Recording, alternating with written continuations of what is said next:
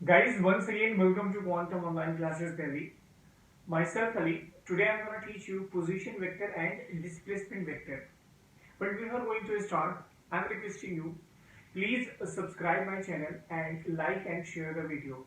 And I can assure you one thing, if you watch the video till end, you will learn a lot of things about position vector and displacement vector. हमेशा की तरह मैं अपने lecture की शुरुआत जो है कुछ एग्जांपल्स कुछ कहानियों के थ्रू करता हूँ।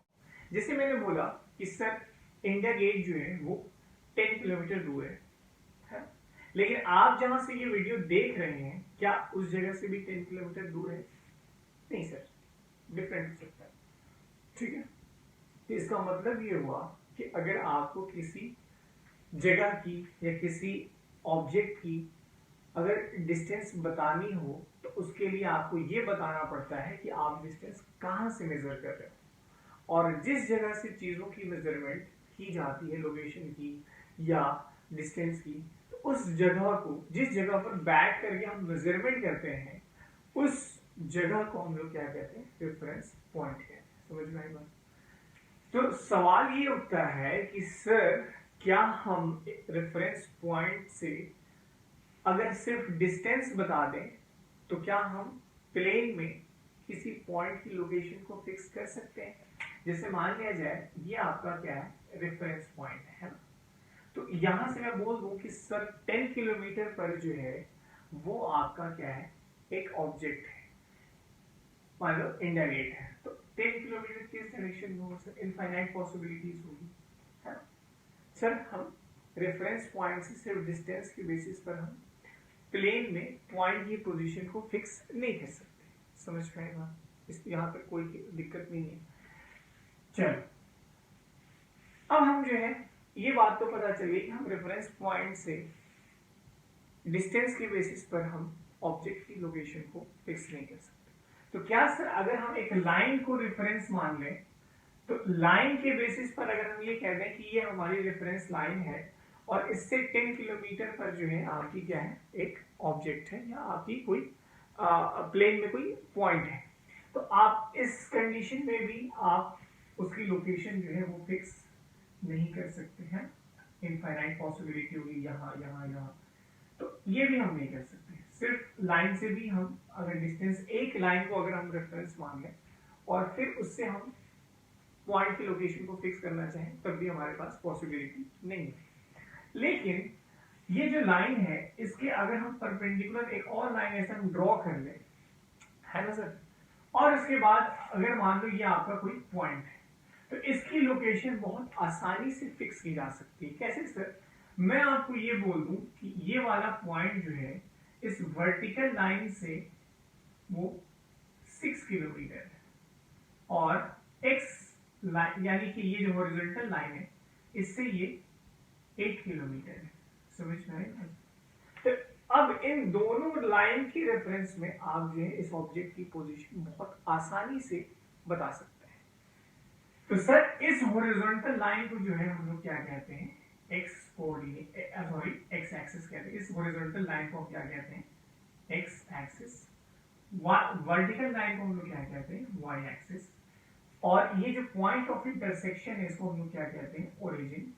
और यही आपका डियर रेफरेंस पॉइंट है, यहीं से बैठ करके मेजरमेंट की जाती है। इस जगह पर बैठ करके, यहां से बैठ करके जब आप इस डायरेक्शन में 6 किलोमीटर चले और फिर 8 किलोमीटर इधर चले तो आप जो है इस पॉइंट पर बहुत आसानी से पहुंच सकते हैं। ठीक सर? तो इस तरीके से जो है हम इसको, इसकी लोकेशन को, इस पॉइंट की लोकेशन को फिक्स कर सकते हैं। तो ये जो पॉइंट P से, ये अगर मान लेते हैं पॉइंट P है तो पॉइंट P से y एक्सिस पर डाला गया परपेंडिकुलर, यानी कि पॉइंट P से जो वर्टिकल डिस्टेंस है, पॉइंट P से जो परपेंडिकुलर डिस्टेंस है y एक्सिस का, इसको हम लोग कहते हैं x कोऑर्डिनेट। ये आपका क्या है? x coordinate. और x एक्सिस पर पॉइंट P से डाला गया परपेंडिकुलर क्या कहलाता है? y coordinate. This is your y coordinate. इसको हम लोग कंबाइंडली इस तरीके से लिखते हैं। ठीक है सर? तो प्लेन में इस तरीके से हम पॉइंट P की लोकेशन को फिक्स करते हैं। लेकिन सवाल ये उठता है कि क्या सर हम इसको दूसरे तरीके से भी कर सकते हैं? तो देखिए, रेफरेंस पॉइंट से पॉइंट P को मिला करके एक वेक्टर ऑब्टेन हो सकता है ना, दिस वन। और ये वेक्टर जो है बहुत आसानी से पॉइंट P की लोकेशन को क्या कर सकता है, फिक्स कर सकता है। ठीक है, तो यहां पर हम ये चीज ये देख रहे हैं कि सर इस OP वेक्टर, इसको अगर हम ओरिजिन मान लें, OP वेक्टर और कोऑर्डिनेट में एक रिलेशन है। क्या सर, अगर इसको हम A मान लें तो देखिए ये लेंथ आपकी क्या है, x मीटर, और ये आपकी क्या है sir, y metre.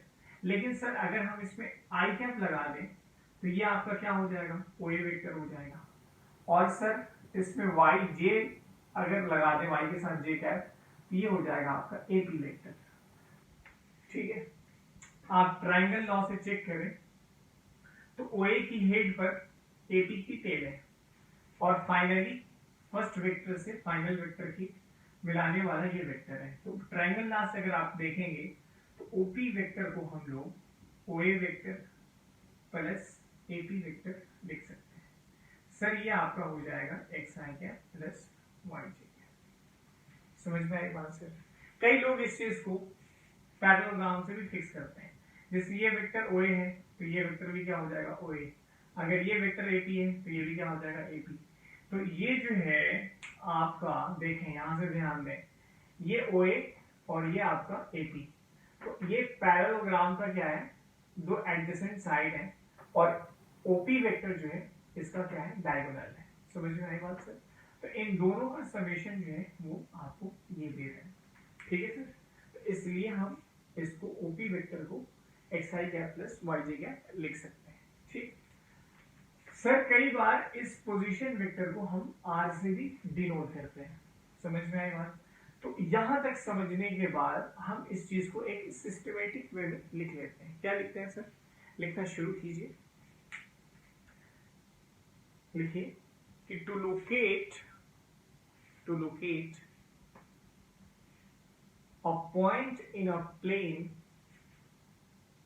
to locate a point in a plane, we divide the plane into four parts.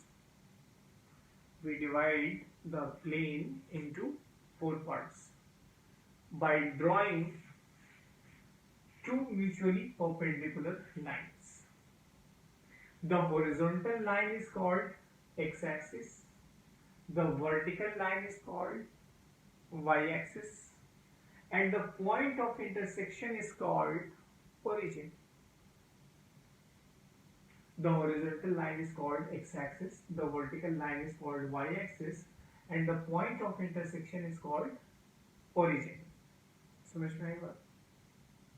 And the vector, अच्छा, and the origin is taken as reference point. ठीक है सर, लिखिए। अब इसके बाद पैरा चेंज करके लिखें कि the vector obtained from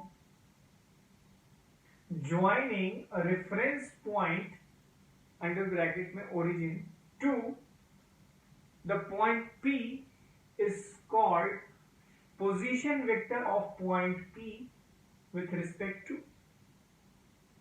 origin. ठीक है सर, तो इस OP को हम लोग रीड कैसे करते हैं, इसको हम लोग बोलते हैं, पढ़ते हैं ऐसे, ये position vector of point P with respect to origin. ठीक है सर, तो इस तरीके से जो है हम पोजीशन वेक्टर लिखते हैं। अब यहां तक लिखने के बाद आप OP vector is equal to इस चीज को नोट डाउन कर लें। ठीक है सर,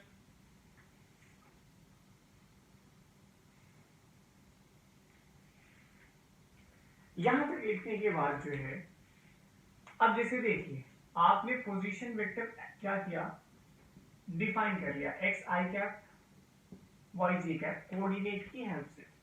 ठीक है सर, लेकिन हम पिछली वीडियो में यानी कि वेक्टर पार्ट 3 में रिजोल्यूशन ऑफ वेक्टर में बहुत अच्छे से ये पढ़ चुके हैं कि सर अगर आपका वेक्टर आई कैप और जे कैप यानी कि कंपोनेंट फॉर्म में गिवन हो, है ना, तो इसका मॉडुलस जो है बहुत आसानी से निकाला जा सकता है। मॉडुलस ऑफ वेक्टर जो होता है डियर, ये x square plus y square होगा, और चाहे आप तो इसको पैरेललोग्राम लॉ से भी चेक कर सकते हैं।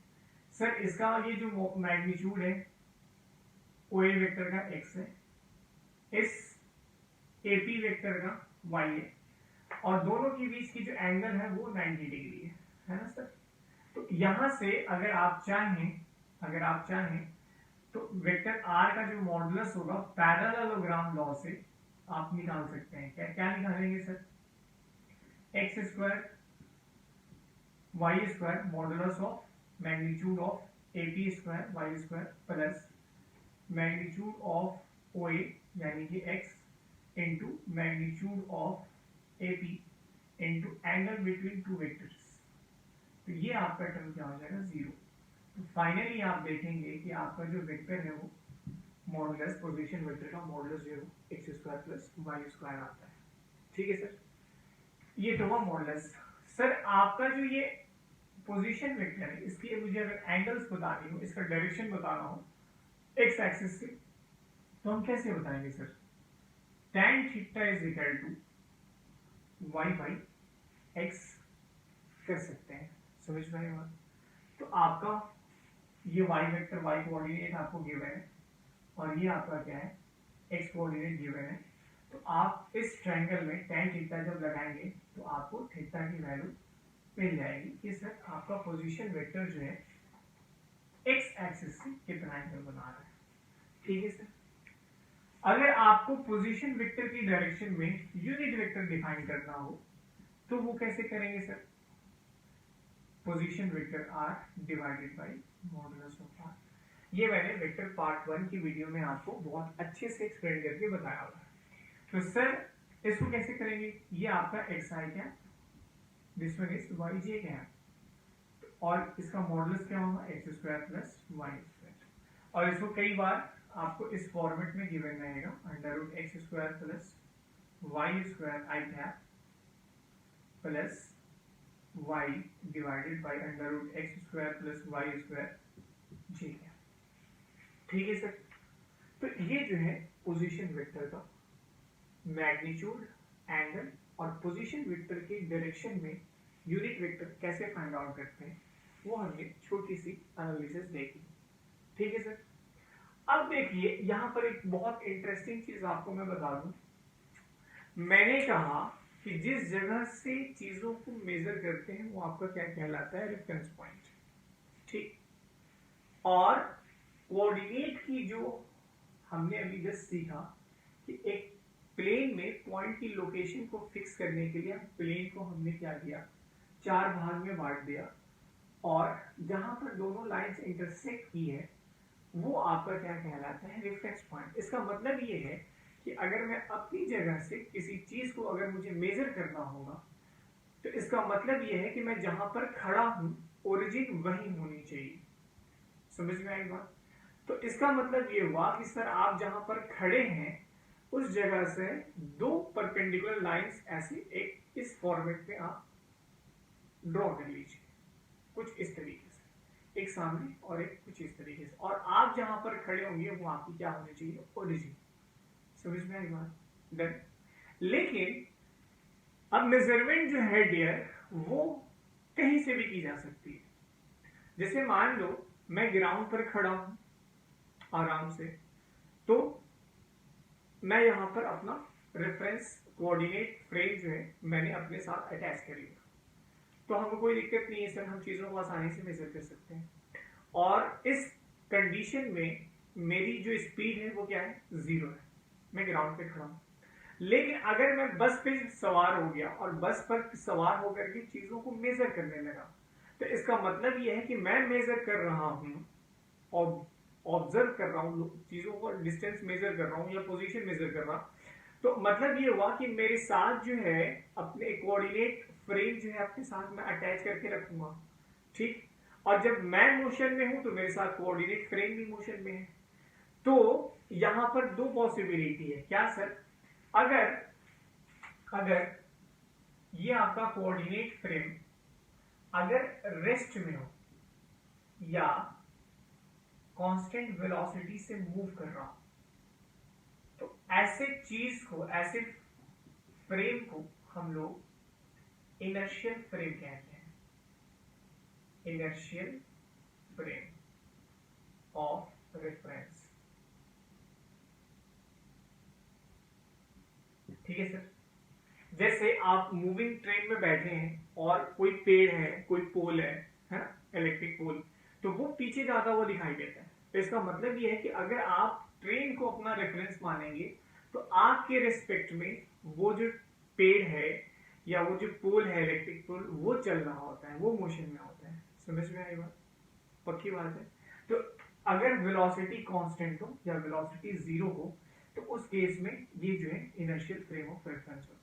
लेकिन अगर मैं एक्सेलरेट करने लगूं, बस पे सवार हो गया और बस से पे सवार होने के बाद मैं मेजरमेंट करना शुरू कर दिया, तो मैं अपने साथ एक कोऑर्डिनेट फ्रेम अटैच करूंगा, है ना, और उस जगह से अटैच करने के बाद जब मैं मेजर कर रहा हूं चीजों को तो मैं एक्सेलरेट कर रहा हूं, है ना। तो जब मेरे साथ कोऑर्डिनेट फ्रेम यानी कि ऑब्जर्वर ही एक्सेलरेट करने लगे तो वैसे फ्रेम को हम लोग कहते हैं inertial frame of non inertial frame of reference कहते हैं। यानी कि अगर आपका कोऑर्डिनेट फ्रेम एक्सेलरेट करने लगे, है एक्सेलरेट करने लगे, तो उसको हम लोग क्या कहते हैं? Non inertial frame of reference. Non inertial frame of reference. समझ में आई बात सर? तो basically inertial frame of reference या फ्रेम ऑफ रेफरेंस है क्या? एक कोई भी फिजिकल बॉडी या ऑब्जेक्ट जिसके साथ हम कोऑर्डिनेट फ्रेम को अटैच करते हैं मेजरमेंट के लिए, तो उसको हम लोग क्या कहते हैं? इनर फ्रेम ऑफ रेफरेंस कहते हैं। सर हम ये चीज पढ़ क्यों रहे हैं? तो ये चीज जो है न्यूटन्स लॉज ऑफ मोशन में बहुत ही इंपॉर्टेंट रोल प्ले करती है। न्यूटन्स लॉज ऑफ मोशन जो होता है, जो आपने 9th या 10th क्लास में पढ़ा होगा, वो इस फ्रेम में वैलिड नहीं होता। नॉन इनर्शियल फ्रेम में Newton's laws of motion valid नहीं होते। ठीक, इसको मैं प्रूफ करके दिखाऊंगा आपको न्यूटन्स लॉज ऑफ मोशन में। ठीक है सर, अभी तक के लिए आप इसको नोट डाउन कर लें, इसको नोट डाउन कर लें अच्छे से। ठीक है सर। अगर मान लिया जाए आपकी ऑब्जेक्ट, जैसे हम एक प्लेन में एक पॉइंट की लोकेशन दो लाइंस की हेल्प से हम करते हैं, दो mutually perpendicular line. In the same way अगर मुझे स्पेस में किसी पॉइंट की लोकेशन को बताना है तो उसके लिए मुझे 3 म्यूचुअली परपेंडिकुलर लाइंस चाहिए होती है। ठीक है सर, समझ में आ रही बात? तो जैसे हम काम देखिए, ये जैसे मान लिया जाए ये आपका x है, ये आपका y है और ये आपका z है, और यहाँ पर एक पॉइंट है P स्पेस में। कैसे सर?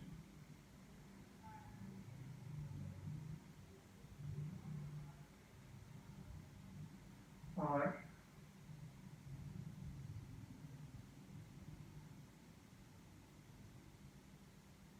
ऐसा है ना, कुछ ऐसा है पॉइंट। तो मुझे स्पेस में किसी पॉइंट की लोकेशन को बताने के लिए मुझे 3 लाइन से डिस्टेंसेस पता होने चाहिए कि आपका x से इतना है, y से इतना है और z से इतना डिस्टेंस पर। तो ये डिस्टेंस को हम लोग क्या कहते हैं? कोऑर्डिनेट है। समझ में आएगा? तो इन द सेम वे जैसे हम पोजीशन वेक्टर, इसको हम लोग OP को हम लोग r मान लेते हैं, तो पोजीशन वेक्टर था 3 डायमेंशन में, वो सिर्फ एक एक्स्ट्रा कंपोनेंट ऐड हो जाता है z के क्या। ठीक है सर। अब इसकी मॉडुलस जो है, इसकी लेंथ जो है वो क्या बताएगी आपको? इसका मॉडुलस। तो सर आप इसको चेक कर लें, अगर ये आपका क्या है? x है, और ये आपका क्या है?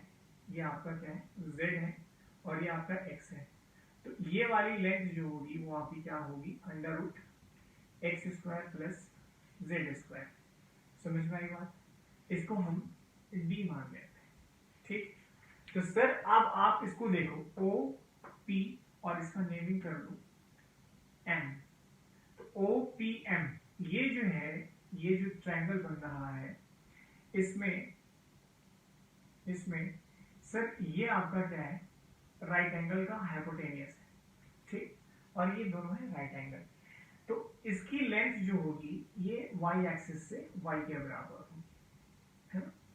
तो आपको ये निकालने के लिए ओपी लेंथ को निकालने के लिए कुछ नहीं करना।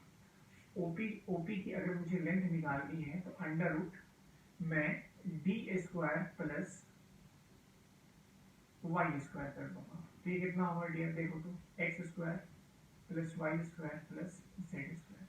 अगर इतना चीजें अगर याद भी नहीं रहती तो बस इतना याद रखो कि जैसे हम 2 डायमेंशन में हम क्या करते थे कि x square plus y square करते थे, इसमें जो आपका एक्स्ट्रा कंपोनेंट है बस उसको हम स्क्वायर कर देंगे। समझ में आई बात सर? ठीक। तो इस तरीके से जो है हम 3 डायमेंशन में पोजीशन वेक्टर जो है हम पोजीशन वेक्टर का मैग्नीट्यूड निकाल सकते हैं। लेकिन सर 3 डायमेंशन में जो है वो अगर आपको इसकी एंगल्स बतानी होगी तो हर एक्सिस से इसकी एंगल्स अलग अलग होगी, है ना। हर एक्सिस से इसकी एंगल जो है वो हम कुछ इस तरीके से निकालते हैं। कैसे निकालते हैं सर? जैसे कॉस ऑफ अल्फा जो होगा वो x divided by x square plus y square plus z square. Similarly cos beta is equal to y divided by under root x square plus y square plus z square. Similarly cos gamma जो है z divided by same thing, ये आपका ये हो जाएगा। तो ये angles आपको 3 डायमेंशन में तीनों से अलग अलग होंगे, ठीक है सर। देन अगर मुझे पोजीशन अगर मुझे ओपी वेक्टर के डायरेक्शन में यूनिट वेक्टर निकालना हो तो क्या करेंगे सर? सेम चीज, vector r divided by modulus of r. Vector r आपको पता है, मॉडुलस ऑफ आर आपको पता है, दोनों की वैल्यू पुट करेंगे सर, आपको चीजें निकल जाएंगी एज इट इज। कुछ नहीं करना, बस बहुत सिंपल चीज है, ठीक है सर। तो इस तरीके से जो है आप 3 डायमेंशन में वर्क कर सकते हैं, ठीक। अब जो है हम पोजीशन वेक्टर के ऊपर कुछ छोटे छोटे न्यूमेरिकल्स देख लेते हैं, उसके बाद जो है डिस्प्लेसमेंट की तरफ आते हैं, ठीक। इसको आप नोट डाउन कर लें, ठीक। फिर मैं इसको रफ करता हूँ। देखिए डियर, जैसे क्या है एग्जांपल्स में, सबसे पहला अगर आपकी ऑब्जेक्ट जो है या आपका पॉइंट जो है एक स्ट्रेट लाइन पर कहीं लाई कर रहा है ना, और ये आपकी क्या है रेफरेंस पॉइंट। तो नंबर लाइन से आप ये जानते हैं कि सर अगर ये 1 2 3 तो इस साइड जो है -1 -2 -3। समझ में आई बात? तो राइट हैंड साइड पॉजिटिव तो लेफ्ट हैंड साइड क्या होगा? नेगेटिव। मतलब स्ट्रेट लाइन पर आपको आई कैप या जे कैप लिखने की जरूरत नहीं पड़ेगी। क्यों सर? क्योंकि स्ट्रेट लाइन पर सिर्फ और सिर्फ 2 ही डायरेक्शन पॉसिबल है। अगर आप एक साइड को पॉजिटिव मानेंगे तो दूसरा आपका अल्टीमेटली निगेटिव होगा। तो आप अगर यहां से मान लिया जाए मेरे पास कोई पॉइंट है जो 5 मीटर पर है ना, तो इसकी पोजीशन में मुझे अगर बताना है तो एक्सपी वैल्यू में सिर्फ और सिर्फ 5 लिख दूंगा, +5। हालांकि जब नंबर प्लस रहता है तो सिर्फ ऐसे लिखा जाता है। तो मैं समझ जाऊंगा कि मेरा जो पॉइंट है वो रेफरेंस पॉइंट से यानी ओरिजिन से वो इस डायरेक्शन में ओरिएंटेड या इस डायरेक्शन में लोकेटेड है। अब जैसे मान लिया जाए ये आपका क्यू ले लिया मैंने -5 पे है, तो इसकी पोजीशन मुझे बताने के लिए एक्स क्यू की मैं क्या करूंगा -5 मीटर। तो आप आराम से जो है इसकी पोजीशन आप बता सकते हैं, पोजीशन वेक्टर आप ऐसे लिख सकते हैं, ठीक। समझ गए? लेकिन सर अगर मेरा ऑब्जेक्ट जो है वो प्लेन में हो और उसका कोऑर्डिनेट मुझे गिवन हो जैसे 2 और 3, तो इसका मुझे पोजीशन वेक्टर लिखने के लिए क्या करना पड़ेगा sir? r1 = 2i cap plus 3j cap, ठीक। अगर मान लिया जाए मेरा कुछ यहाँ पर -3 और 4 हो तो क्या करूंगा सर? इसकी हेल्प से r2 = -3i cap plus 4j cap. तो इस तरीके से जो पोजीशन वेक्टर कोऑर्डिनेट अगर गिवन रहेगा तो पोजीशन वेक्टर हम आसानी से लिख सकते हैं। अब जैसे ही आपको पोजीशन वेक्टर आपने इस फॉर्मेट में आई और जे के फॉर्मेट में लिख दिया तो इसका आप जो चाहें वो निकाल सकते हैं। इसका मॉडुलस बहुत आसानी से निकल जाएगा, है ना। इसका डायरेक्शन बहुत आसानी से निकल जाएगा। tan theta is equal to क्या हो जाएगा सर, y बाई एक्स है ना, 3/2। इसका चाहे तो आप यूनिट वेक्टर निकाल सकते हैं, 2i cap plus 3j cap है, 2i cap plus 3j cap divided by √13। तो ये जो है इस तरीके से छोटे छोटे प्रॉब्लम्स आते हैं। ठीक है सर। 3 डायमेंशन की अगर कोई चीज होगी, मान लिया जाए मेरे पास कुछ ऐसा हो, स्पेस में कोई पॉइंट हो, है ना सर, अगर आपके पास कोई स्पेस में पॉइंट P है जिसका कोऑर्डिनेट है 3, 4, 6, तो मेरा ओपी वेक्टर यानी कि पोजीशन वेक्टर R जो होगा 3i कैप, 4j कैप और 6k कैप होगा। ठीक है सर। तो इस तरीके से जो है हम पोजीशन वेक्टर कोऑर्डिनेट की हेल्प से बहुत आसानी से लिख सकते हैं। कभी कभी आपसे थोड़ा सा पोजीशन वेक्टर में घुमा करके कोई क्वेश्चन पूछ सकता है। कैसे सर? जैसे अक्सर टीचर ये बताते हैं, बहुत ही कॉमन क्वेश्चन है, जैसे मान लीजिए आपके पास कुछ कोऑर्डिनेट यहाँ पर गिवन है, सेम कोऑर्डिनेट पे लिखता हूँ 2 और 3 है ना सर, दिस इज 2 और दिस इज 3। ठीक, तो आपसे ये बोलेगा कि सर आप इस पोजीशन वेक्टर ओपी को y एक्सिस के अबाउट इस तरीके से रोटेट करें, y एक्सिस के अबाउट रोटेट करें, ये आपकी y एक्सिस और ये आपका पोजीशन वेक्टर। इसको जब आप ऐसे रोटेट करेंगे, समझ में आ रही है ऐसे, तो ये आपको जो है वो एक कोन मिलेगा, जैसे होता सॉफ्टी आइसक्रीम जो हम लोग खाते हैं, या फिर जो मूंगफली जो रहता है एक कागज का एक कोन बना लेते हैं, तो कुछ वैसी अरेंजमेंट जो है यहाँ पर क्रिएट होगी ऐसा। लेकिन इसका रेडियस क्या होगा sir? This is your x coordinate, और इसकी लेंथ क्या होगी सर? हाइट कोण की सर ये होगी 3 मीटर।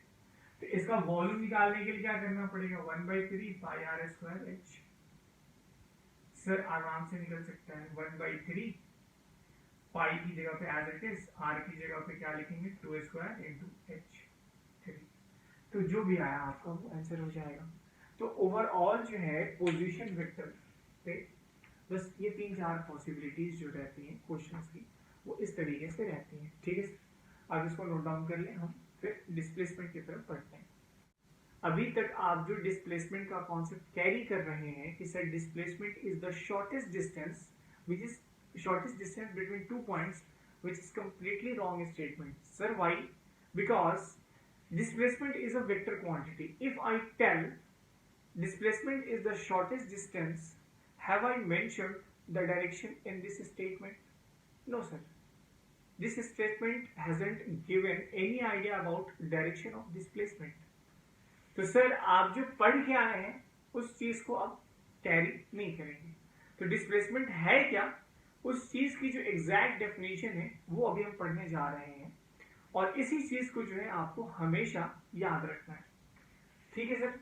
देखिए मैंने क्या बोला कि आपकी ऑब्जेक्ट जो है इनिशियली यहां पर पी पॉइंट पर, ठीक, इसको हम इनिशियल वेक्टर बोल रहे हैं, आर इनिशियल है ना। अब पी पॉइंट से आपका ऑब्जेक्ट क्यू पॉइंट पर आता है ना?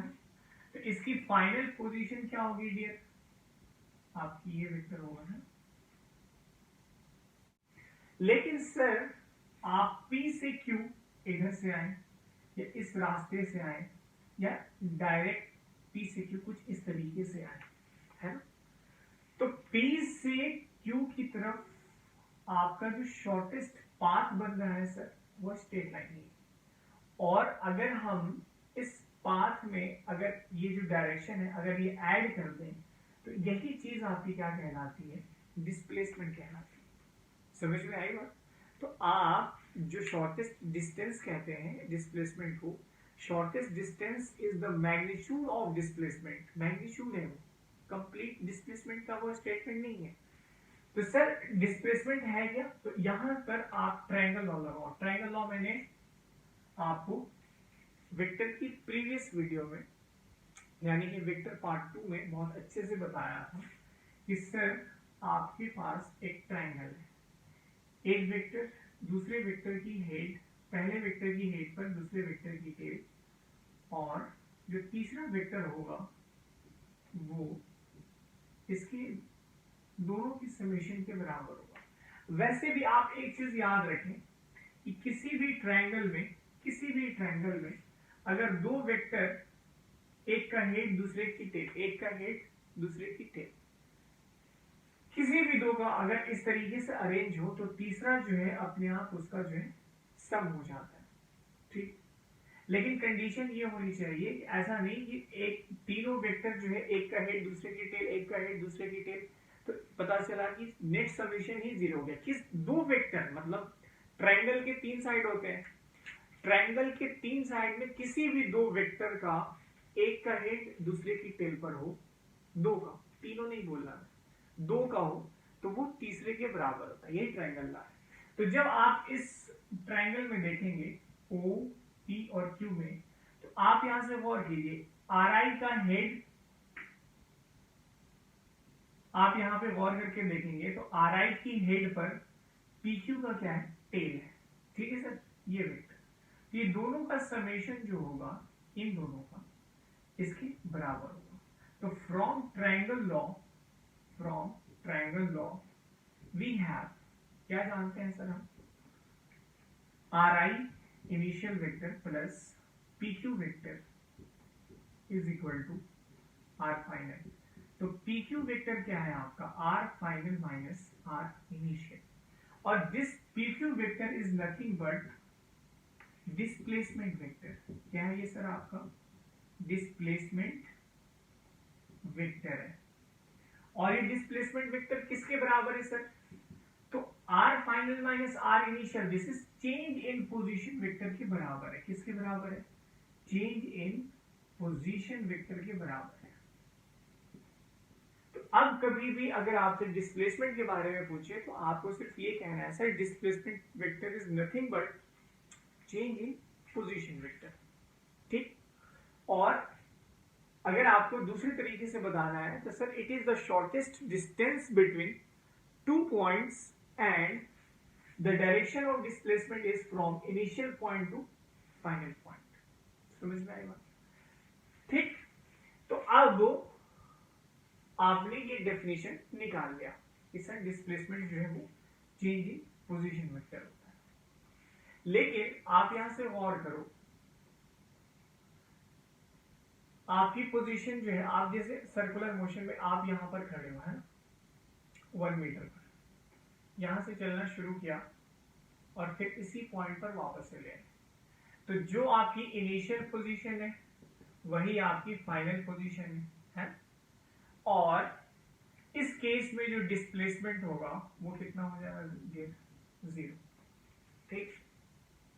मान लिया जाए कोई इंसान, जैसे रेफरेंस पॉइंट यहाँ ओरिजिन से 1 डायमेंशन की मैं बात करूं, एक आदमी यहां पर खड़ा है 2 मीटर पर, और फिर यहां से डिस्प्लेस करके यहां पर आता है एक्स फाइनल 8 मीटर, है ना। तो डिस्प्लेसमेंट कितना होगा sir, final position minus initial position, 8 minus 2 कितना होगा, 6 मीटर।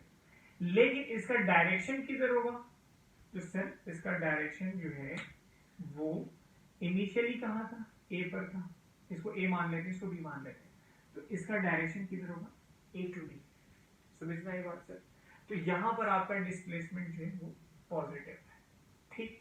लेकिन अगर सेकेंड केस में आओ, सेकेंड केस में अगर वही इंसान पहली दफा इनिशियल पोजीशन 8 मीटर पर हो और फिर बाद में 2 मीटर पर हो, है ना, दिस इज आपकी bar A and this is B, this is X initial, this is X final, तो यही आपकी बार जो है आपका डिस्प्लेसमेंट -6 मीटर होगा। तो this minus indicating your direction, displacement is towards negative x axis. तो डिस्प्लेसमेंट की जो वैल्यू होती है वो प्लस भी हो सकती है, माइनस भी हो सकती है और 0 भी हो सकती है। समझते हैं बात। तो डिस्प्लेसमेंट जो है वो बेसिकली है क्या sir, change in position vector. ठीक, पक्की बात। सर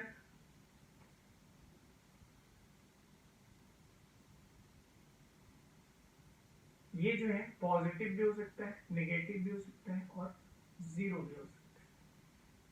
ठीक है सर। देन ये जो है डिस्प्लेसमेंट जो है वो एक वेक्टर क्वांटिटी, जिसका डायरेक्शन जो है initial point two final point की तरफ होता है। ठीक है, initial point two final point की तरफ, फुल फॉर्म लिख लेना। ठीक है सर। तो डिस्प्लेसमेंट में ओवरऑल जो है ये सब पॉइंट्स हम देखते हैं। ठीक है, इसको नोट डाउन कर लें, बहुत ही सिंपल है डिस्प्लेसमेंट। ठीक है सर, इसको उतार लें।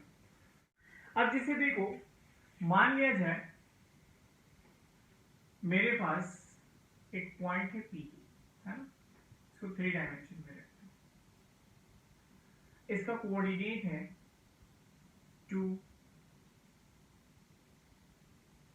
3, 6 और ये जो है Q जो है वो आपका 4, 5 और 8 है ना, या फिर 9 कर लो इसको काइंड ऑफ। तो सर जी अगर आपको डिस्प्लेसमेंट निकालना है kind of P to Q, तो आप अब की बार क्या करेंगे, displacement vector is equal to, displacement vector is equal to क्या होता है sir, change in position vector, r final minus are initial. Sir r final की वैल्यू कितनी है सर, कोऑर्डिनेट की हेल्प से हम इसकी पोजीशन लिख सकते हैं। कितना होगा, 4i cap 5j cap 9k cap minus are आई कितना है सर, तो 2i cap plus 3j cap plus 6k cap. देखिए मैंने आपको कंपोनेंट में बहुत अच्छे से समझा रखा है कि i को i के साथ सब्सट्रैक्ट करते हैं, j को j के साथ और k को k के साथ। तो 4 माइनस 2 कितना होगा dear, 2i cap, 5 minus 3 2j cap और 9 माइनस 6 3k कैप। तो ये आपका क्या है, डिस्प्लेसमेंट वेक्टर है। ये वेक्टर के पास दोनों चीजें हैं, मैग्नीट्यूड भी है और डायरेक्शन भी। अगर इसकी मैग्नीट्यूड निकालनी है इस डिस्प्लेसमेंट वेक्टर की, है ना, डेल्टा आर का, अगर आपको डेल्टा आर का आपको क्या करना है, अगर इसका मॉडुलस निकालना है तो क्या करेंगे सर, आंख बंद करके हमारे पास कंपोनेंट फॉर्मेट में इसका मैंने मैग्नीट्यूड कैसे निकालना सिखाया है। कोएफिशिएंट ऑफ आई का स्क्वायर, कोएफिशिएंट ऑफ जे का यानी कि 2 स्क्वायर और कोएफिशिएंट ऑफ के का स्क्वायर, इस सबको हम स्क्वायर करेंगे, एक्स स्क्वायर ए वाई स्क्वायर ए जेड स्क्वायर। तो ये आपका मॉडुलस निकल जाएगा। ये कितना होगा, 4 4 8 और 8 और 9 17, दिस इज 17। समझ में आई बात। इस डायरेक्शन में अगर आप चाहें, इस डायरेक्शन में अगर आप चाहें तो यूनिट वेक्टर भी निकाल सकते हैं। तो ये जो है डिस्प्लेसमेंट वेक्टर की छोटे छोटे प्रॉब्लम्स है। ठीक, इसको नोट डाउन कर लो। क्वेश्चन लिखिए डियर, दूसरा क्वेश्चन कि अ मैन मूव्स, क्वेश्चन लिखिए, a man moves 6 kilometre along east, 6 kilometer along east, and then take left turn, and then take left turn, and अगर ब्रैकेट में लिख लेना rotate 90 degree, and moves towards north, and moves towards north 4 kilometer, and again take left turn and moves towards west 3 kilometer. Find the displacement. देखो dear, अगर मैं सिर्फ displacement बोलूं तो आपको डिस्प्लेसमेंट का मैग्नीट्यूड और डिस्प्लेसमेंट का डायरेक्शन दोनों निकालना है। अगर मैं सिर्फ ये मेंशन कर दूं कि आपको डिस्प्लेसमेंट का मैग्नीट्यूड निकालना है, तब आप शॉर्टेस्ट डिस्टेंस निकालेंगे। ठीक है सर। तो हम क्वेश्चन क्या कह रहे हैं, देखो प्लेन पेपर पर ये आपका क्या है, ईस्ट है, ये आपका नॉर्थ है, ये आपका वेस्ट और ये आपका साउथ। अकॉर्डिंग टू क्वेश्चन आपका जो आदमी है वो 6 किलोमीटर ईस्ट की तरफ चला, फिर लेफ्ट टर्न लिया, 4 किलोमीटर चला, है ना, फिर वेस्ट की तरफ 3 किलोमीटर चला। ठीक, तो उससे आपको पूछ रहा है कि आपका फाइनल, आपका पूछ रहा है कि आपका डिस्प्लेसमेंट कितना हुआ। ठीक है सर, तो आप फाइनली कहां पर पहुंच गए हो, दिस वन। ठीक, इनिशियल कहां थे, ओरिजिन पर। ठीक है सर, तो ये आपका क्या है, ये आपका क्या है, डिस्प्लेसमेंट है। कैसे सर, इनिशियल पोजीशन आपकी है, फाइनल पोजीशन आपकी है। Initial position to final position को मिलाने वाली लाइन क्या है आपकी, वेक्टर कहलाती है। तो ये 6 मीटर, ये 3 मीटर वापस आया, तो ये लेंथ कितनी होगी डियर, तो ये भी आपकी क्या हो जाएगी 3 मीटर। और ये लेंथ कितनी है 4 मीटर। तो इसका अगर मुझे मैग्नीट्यूड निकालना हो, अगर मुझे इसका वेक्टर का मुझे मॉडुलस निकालना हो, तो डिस्प्लेसमेंट वेक्टर का जो मॉडुलस होगा, डिस्प्लेसमेंट वेक्टर का जो मॉडुलस होगा वो √3 square plus 4 square which is equal to 5 unit. और इसका डायरेक्शन क्या होगा डियर, बहुत सिंपल है, ये हो जाएगा tan थीटा 4/3। तो ये हो जाएगा theta is equal to which is equal to tan of 53। अगर आपको ये बात नहीं पता तो 3, 4, 5 पर ट्राइंगल हमेशा याद रखें। ये आपका 53, ये आपका 37 और ये आपका 90 डिग्री। तो tan थीटा 4/3 जो है वो 53 डिग्री के बराबर होता है।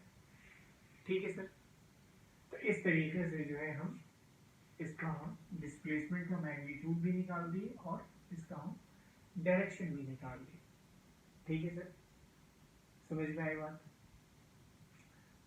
देन अगर इसको हम दूसरे तरीके से सॉल्व करना चाहें पोजीशन वेक्टर के कॉन्सेप्ट के हिसाब से, तो सर इसकी इनिशियल पोजीशन कितनी है, कहां था, ये 0 पे, और आर फाइनल कितना है सर, तो आर फाइनल लिखने के लिए आपको इसका कोऑर्डिनेट पता होना चाहिए। देखिए ये जो है एक्स में कहां पर है, तो सर 3 मीटर पे, और वाई पर कहां है सर, तो 4 मीटर पे, है ना, किलोमीटर हो या मीटर हो, जो what ever it may be. तो इस कोऑर्डिनेट की हेल्प से इसका हम पोजीशन वेक्टर लिख सकते हैं ना, 3i cap plus 4j cap. ठीक, डेफिनेशन यूज करो, डेल्टा आर की वैल्यू क्या होगी, r final minus are initial. R initial 0 है, आप कहां पर थे, ओरिजिन पर ही थे, ओरिजिन से चलना शुरू किया था, तो आपका जो पोजीशन वेक्टर आएगा वो क्या आएगा, 3i cap plus 4j cap, sorry displacement vector क्या आएगा, 3i cap plus 4j cap. और जैसे ही ये आ गया तो आप इसका मॉडुलस भी निकाल सकते हैं और इसका डायरेक्शन भी निकाल सकते हैं। या तो आप ऐसे फॉलो कर लें या तो आप ऐसे फॉलो कर लें, दोनों ही सेम चीज है। ये आपकी ओरिजिन और पॉइंट पी की शॉर्टेस्ट डिस्टेंस स्ट्रेट लाइन, और ये इसका जो डायरेक्शन है, what ever you like you may right. ठीक है सर, इसको उतार लें। नेक्स्ट क्वेश्चन लिखें, a man moves, once again, a man moves 6 kilometer towards east and again take left turn and again take left turn and moves 4 kilometer towards west, 4 kilometer towards north.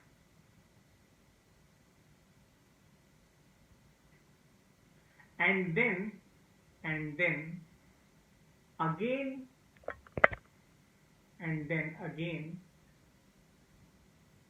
he moves 4 kilometer in a direction 30 degree, in a direction 30 degree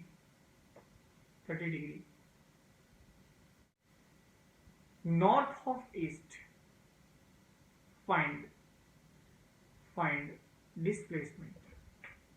जैसे ही मैंने displacement बोला, once again आपको क्या करना है, उसका modulus और उसका डायरेक्शन दोनों निकालना है। तो क्या करेंगे सर, देखिए पहली बात तो आप ये जान लें कि अक्सर बच्चे इस बात में फंसते हैं। देखो जैसे ये जो नॉर्थ है और ये सॉरी ये ईस्ट है और ये आपका नॉर्थ है, जब ये 45 डिग्री पे रहेगा है ना, तो इसको नॉर्थ ईस्ट या ईस्ट नॉर्थ दोनों कह सकते हैं।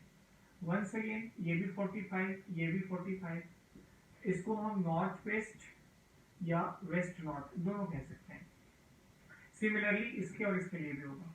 लेकिन लेकिन अगर आपकी ऑब्जेक्ट ऐसे मूव कर रही हो 30 डिग्री पे नॉर्थ सॉरी ईस्ट एंगल से, तो इसको जो हम पढ़ते हैं 30 डिग्री नॉर्थ ऑफ ईस्ट, यानी कि ईस्ट से नॉर्थ की तरफ, ईस्ट से नॉर्थ की तरफ 30 डिग्री। तो ये बस एक कॉन्सेप्चुअल चीज थी जो मैं आपको समझाना चाह रहा था। तो अब अकॉर्डिंग टू क्वेश्चन क्या है कि आपका आदमी जो है वो 6 किलोमीटर किधर चला, 6 किलोमीटर किधर चला, वो ईस्ट की तरफ, और वंस अगेन लेफ्ट टर्न लिया और नॉर्थ की तरफ, अगर मैंने 4 किलोमीटर बोला है तो, या 8 किलोमीटर जो भी बोला है, मैं इसको 8 किलोमीटर ले रहा हूं, मुझे याद नहीं कि मैंने आपको क्या लिखवाया। तो ये 6 किलोमीटर जो है वो इधर चला और 8 किलोमीटर जो है वो इस साइड चला, ठीक है। और वंस अगेन ये आदमी अब की बार यहां से 30 डिग्री पे चल रहा है, कहां से, नॉर्थ ईस्ट, ईस्ट से नॉर्थ की तरफ। ये कितना चला, ये मुझे याद है 4 किलोमीटर। तो वंस अगेन मुझे क्या करना है कि डियर इस पॉइंट की पोजीशन मुझे यहां से इसकी डिस्प्लेसमेंट बतानी है। तो क्या करेंगे आप, कुछ नहीं करना आपको, देखिए इसका अगर मैं चाहूं एक्स कोऑर्डिनेट निकालना, तो देखिए 4 cos 30, ये लेंथ कितनी हो जाएगी 4 cos 30 है ना। तो 4 cos 30 कितना होगा डियर, 4√3/2, ये हो जाएगा √3 2√3 है ना। और इसका जो y कंपोनेंट होगा यानी कि ये लेंथ जो होगी ये हो जाएगा 4 इंटू साइन ऑफ 30, ये हो जाएगा 4/2 यानी कि 2। तो इस कोऑर्डिनेट की, इसकी जो कोऑर्डिनेट अगर हमको लिखना होगा तो कितना लिखेंगे, देखिए 6 प्लस 2√3 x, और ये मुझे अगर लिखना हो तो इसको हम लोग लिख सकते हैं 8 प्लस 2 यानी कि ये 10 हो जाएगा। तो इस पॉइंट P का अगर कोऑर्डिनेट की अगर हम बात करें तो 6 प्लस 2√3, 10। तो जब आप इसका कोऑर्डिनेट जान लिए और ऑलरेडी ये ओरिजिन पर था, इससे कुछ मत करो, डायरेक्ट मिला दो एक यहां से, सॉरी ये स्ट्रेट लाइन नहीं बन पाई, ये यहां से ये आपका स्ट्रेट लाइन बना, कुछ नहीं करना, ये आपका x, ये आपका x, ये आपका y। तो आप ये पाइथागोरस थ्योरम लगा दो तो ये आपको वेक्टर का मॉडुलस मिल जाएगा। तो वेक्टर की मॉडुलस निकालने के लिए आपको क्या करना पड़ेगा, √ x² प्लस y², ये आपको OP वेक्टर का मॉडुलस मिल गया। सर अगर आपको इसकी एंगल निकालनी है tan थीटा, तो आप y/x कर लें, सारी वैल्यूज आपको गिवन है, this is y and this is your x। समझ गए। अगर आप कोऑर्डिनेट फ्रेम कोऑर्डिनेट वाले हेल्प से निकालना चाहते हो, जो अल्टरनेटिव मेथड जो प्रीवियस बताया था सब कुछ सेम रहेगा। ये फाइनल वेक्टर कितना होगा, r फाइनल कितना होगा 6 plus 2√3 i cap plus 10 j cap, और r इनिशियल कितना है 0, r final minus r initial करें आपको एज इट इज सेम चीजें मिल जाएंगी, ठीक है सर। तो इस तरीके से जो है हमारा वेक्टर का सेकंड क्वेश्चन बनता है, ठीक। एक और क्वेश्चन लिखिए, इसको उतार लीजिए। देखो, from figure shown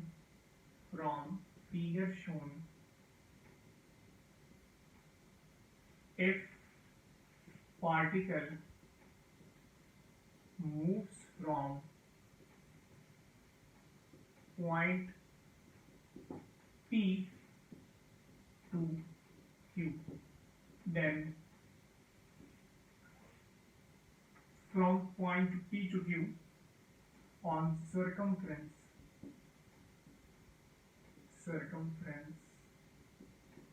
of circle, then find magnitude of displacement. क्या है सर?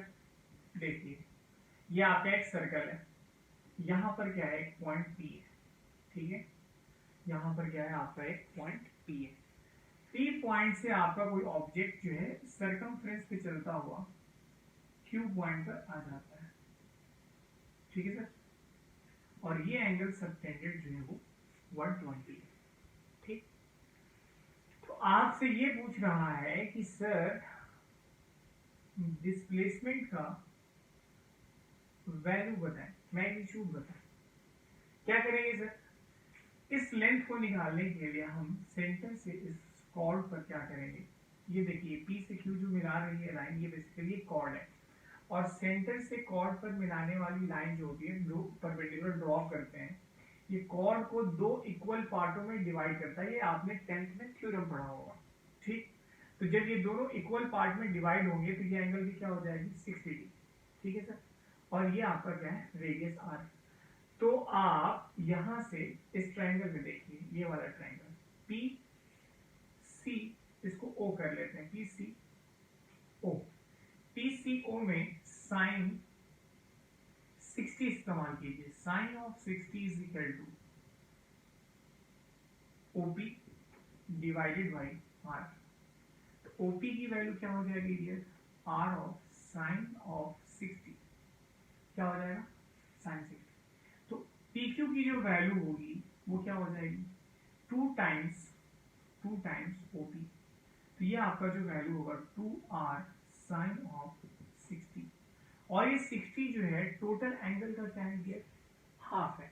तो एक जनरलाइज केस निकल के आता है कि सर अगर कोई भी सर्कमफ्रेंस पर आपका P से Q पर ऑब्जेक्ट आए, है ना, सर्कमफ्रेंस के थ्रू ऐसे, और ये एंगल थीटा सबटेंड करता है R थीटा, तो इसका जो डिस्प्लेसमेंट होगा वो यहां से देखिए 2 into radius sine of theta by 2 हो जाएगा, PQ की मॉडुलस, ये PQ का मॉडुलस है, ठीक है सर। तो आप इस जनरल फॉर्मूला को याद रखें, काम आएगा, नहीं तो फिर आप जनरल थ्योरम लगा करके इसको निकाल सकते हैं, ठीक। इसको नोट डाउन कर लें, अक्सर ये एनडीए वगैरह के एग्जाम्स में पूछता है। देखिए नेक्स्ट क्वेश्चन, अगर आपका कोई ऑब्जेक्ट जो है एक सर्कमफ्रेंस पर सेमी सर्कल है ना, P पॉइंट से Q पॉइंट पर आता है, और इसकी क्या है, ये रेडियस जो है वो 1 मीटर है, ठीक है सर। तो अगर मैं इसकी डिस्प्लेसमेंट पूछूं डेल्टा R का मॉडुलस, तो क्या होगा सर, डायरेक्ट 2 टाइम्स रेडियस हो जाएगा, यानी कि 2 इंटू 1 यानी कि 2 मीटर। इसका डायरेक्शन किधर होगा सर, तो सर P से Q की तरफ, समझ में आएगा, ठीक। इसका डायरेक्शन क्या होगा, P से Q की तरफ। तो ये तो है डायरेक्ट मेथड कि सर आपने ये शॉर्टेस्ट डिस्टेंस निकाल दिया और उसके बाद जो है डायरेक्शन आपने बता दिया P से Q। अगर हम इसको वेक्टर मेथड से सॉल्व करें तो इसको यहाँ पर रेफरेंस अगर मान लो, तो ये जो है इस पॉइंट की पोजीशन कितनी होगी, RI की वैल्यू 1 J कैप, और R फाइनल की वैल्यू -1 J कैप। तो डेल्टा R की वैल्यू अगर आप चाहोगे तो कितना होगा, R final minus R initial, ये -1 J cap minus of 1 J cap, ये हो जाएगा -2 J कैप। देखो ये माइनस साइन इंडिकेट कर रहा है कि आपका जो डिस्प्लेसमेंट होगा वो नेगेटिव y एक्सिस की डायरेक्शन में हो रहा है, और उसका जो मॉडुलस होगा वो 2 है, ठीक। तो आप ऐसे सॉल्व कर रहे हैं या फिर ऐसे सॉल्व कर रहे हैं, दोनों ही कंडीशन में आपके आंसर सेम आएंगे, ठीक है सर। तो उम्मीद है कि डिस्प्लेसमेंट, अच्छा हाँ एक चीज बड़ा इंटरेस्टिंग मैं भूल रहा था, बहुत बहुत ही इंपॉर्टेंट और कॉन्सेप्चुअल, अक्सर लोग ये नहीं बता पाते कि sir what is the difference between displacement vector and position vector, कब ये दोनों सेम होते हैं, कब जो है ये दोनों अलग होते हैं। इस पॉइंट को बहुत ही कॉन्सेप्चुअल पॉइंट है। देखो, अगर आपने नोटिस किया होगा तो यहां से गौर करना, अगर आपने मोशन ऑब्जर्वेशन जो है, मोशन आपका जो मोशन है पार्टिकल का ओरिजिन से शुरू होता है, तो उसकी इनिशियल पोजीशन क्या हो गई डियर, 0, और वो फाइनली कहीं पहुंचता है तो उसकी पोजीशन मान लो आर एफ है समथिंग।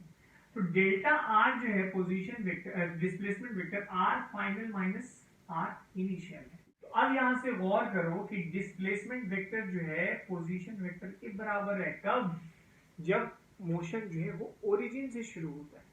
ये बहुत ही कॉन्सेप्चुअल और बहुत ही इंटरेस्टिंग, बहुत ही बढ़िया पॉइंट है कि सर अगर हमने मोशन ओरिजिन से शुरू की है उस टाइम पर आपका ये दोनों चीजें बराबर होती हैं, लेकिन दोनों एक ही फिजिकल क्वांटिटी नहीं है। अगर आपने मोशन जो है ओरिजिन के अलावा कहीं दूसरी जगह से शुरू किया है तो उस कंडीशन पर आप आर एफ माइनस आर आई की वैल्यू कुछ और होगी और आर फाइनल की वैल्यू कुछ और होगी। समझ में आई बात? देन पोजीशन वेक्टर कुछ और होगा और डिस्प्लेसमेंट वेक्टर कुछ और होगा। ठीक है सर? तो ये बड़ा इंपॉर्टेंट है। और कभी कभी एक दो चीजें और पूछी जाती है डिस्प्लेसमेंट के रिगार्डिंग। जैसे मान लिया जाए मैंने ये रेफरेंस लिया, मैं यहाँ पर बैठा हूँ, ये मेरे दो पोजीशन है P1 और Q, P और Q। सर आपके पोजीशन वेक्टर R1 यहाँ से और ये R2 यहाँ से, तो सर यहाँ ये दोनों का डिस्प्लेसमेंट वेक्टर क्या होगा, PQ, ये लेंथ आएगी।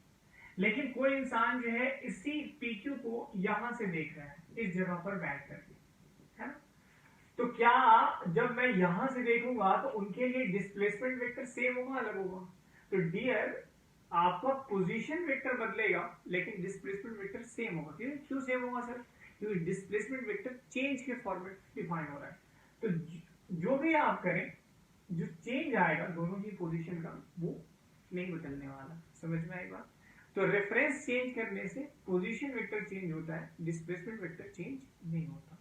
तो ये जो छोटे छोटे दो कॉन्सेप्चुअल पॉइंट्स थे, समझ में आएगा? तो इसको ध्यान से नोट डाउन कर लेंगे और एक अच्छा सा नोट्स तैयार कर लेंगे। ठीक है सर? Thank you.